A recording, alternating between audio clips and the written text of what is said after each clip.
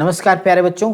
आज का ये जो वीडियो बहुत ही इम्पोर्टेंट आप सब उन विद्यार्थियों के लिए है जो शिक्षक भर्ती की तैयारी आगे के लिए कर रहे हैं, वो तो ठीक, लेकिन उससे कहीं ज़्यादा इम्पोर्टेंट उनके लिए जो ऑलरेडी पहले से शिक्षक हैं। जी हाँ, बिल्कुल आप सही सोच रहे हैं, क्योंकि आप सोचोगे कि सर जब पहले से शिक्षक है तो सीटेट का उनसे क्या लेना देना।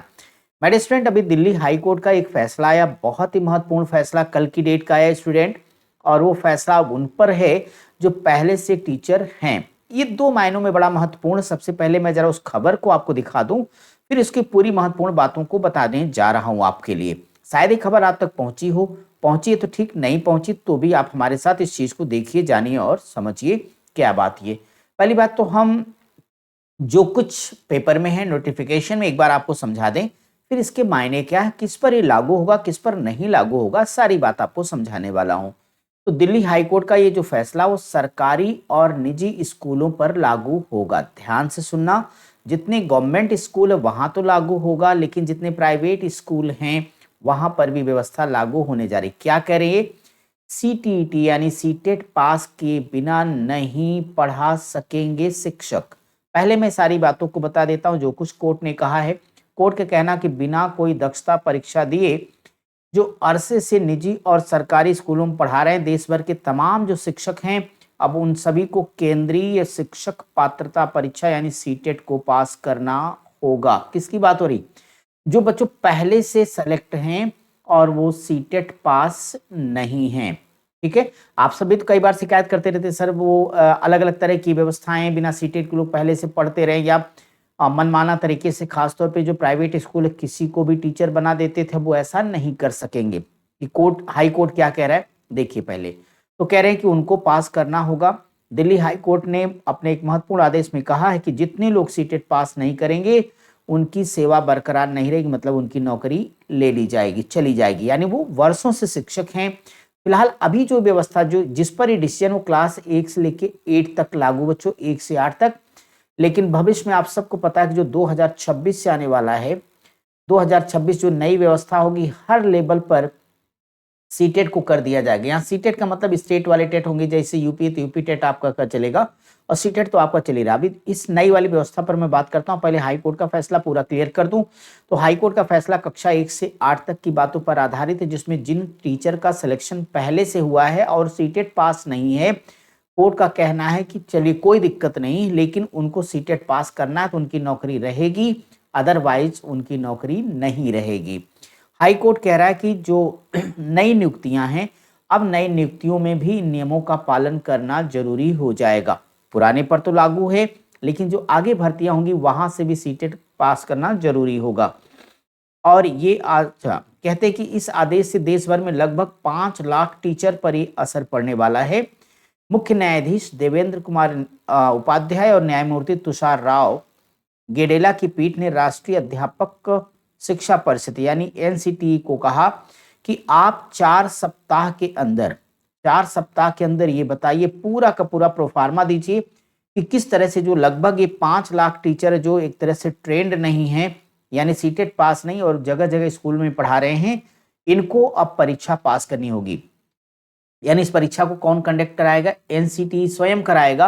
और कैसे कराएगा? इनको कोर्ट में 4 सप्ताह के अंदर आके जवाब दाखिल करना है ताकि वो लोग पास हो सकें और उनकी नौकरी बची रह सके बच्चों। तो यहां पर आपको देखिए, कोर्ट ने यह भी कहा कि एनसीटी को अब सख्त कदम उठाने ही होंगे, क्योंकि बिना सख्त कदम उठाए अब व्यवस्था नहीं चल पाएगी, ऐसा कोर्ट का कहना बच्चों। अब यहाँ पे देखिए, जो जनहित याचिका उस पर आदेश आया, 5 लाख शिक्षकों पर प्रभाव पड़ेगी, सारी बातें अपनी जगह पर है। इस पर फाइनल डिसीजन अभी नहीं आया है, 14 मई को अगली डेट लगाई गई है।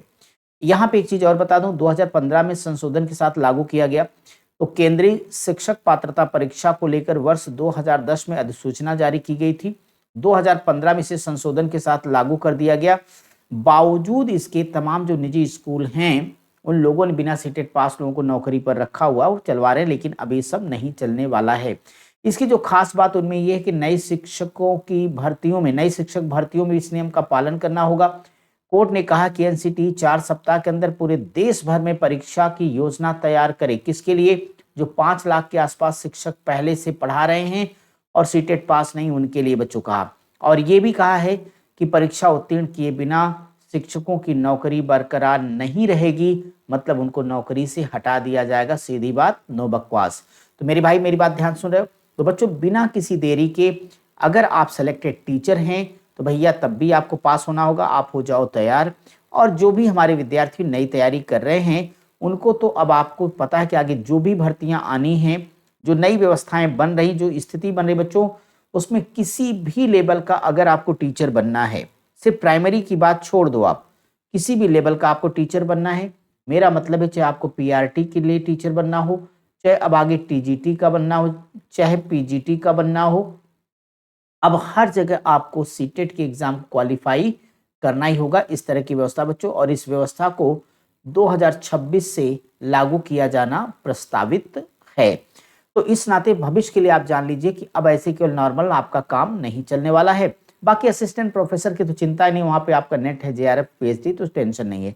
नेट और पीएचडी आपका है तो टेंशन लेने की जरूरत नहीं बच्चों, ठीक है।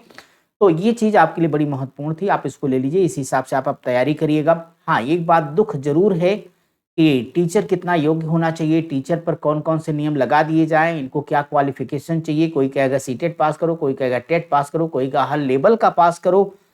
लेकिन दुख इस बात का है कि कम से कम ये भी तो बताइए, इसी तरह कोई नियम बनाइए कि रेगुलर भर्तियां आएंगी, साल भर में इतनी इतनी भर्तियां आने वाली हैं, भर्तियों में समय सीमा के अंतर्गत हम नौकरी नहीं देंगे तो हम उन बेरोजगारों को क्या सुविधा देने जा रहे हैं।